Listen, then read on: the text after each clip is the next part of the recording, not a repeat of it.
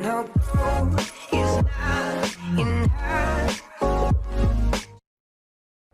in the last video we saw how while loop works in PHP. Now when it comes to do while loop, it is quite similar, but what it does, it does the operation once and then checks the condition. So let's see the example to make it clear for you. So we have here this while loop where we have $a is equal to 1 and we pass a condition like as long as this condition is true, you print this on the screen and each time increase the a. So when we go and see into the browser, we get the 15 value straight away. Now it is checking here that is, if this is all true, then do that, then print.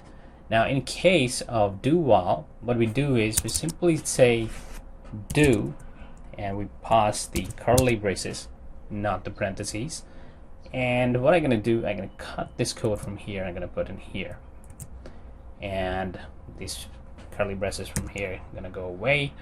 We get our while loop here.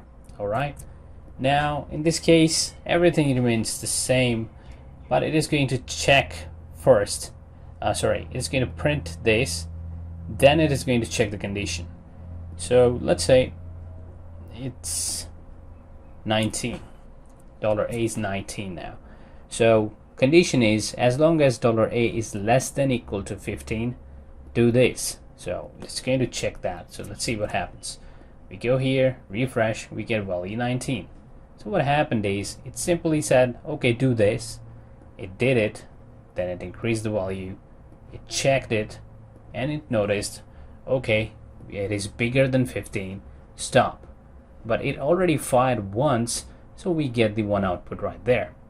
So this is something basic difference in do while and while loop.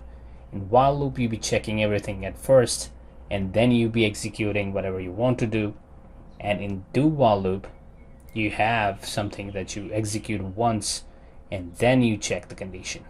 So in cases where you want to use or output something from one time and then check the input from user or whatever source you're getting input from, then you can use do while.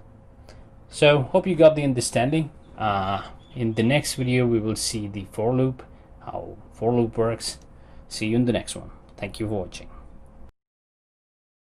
I know is not in her.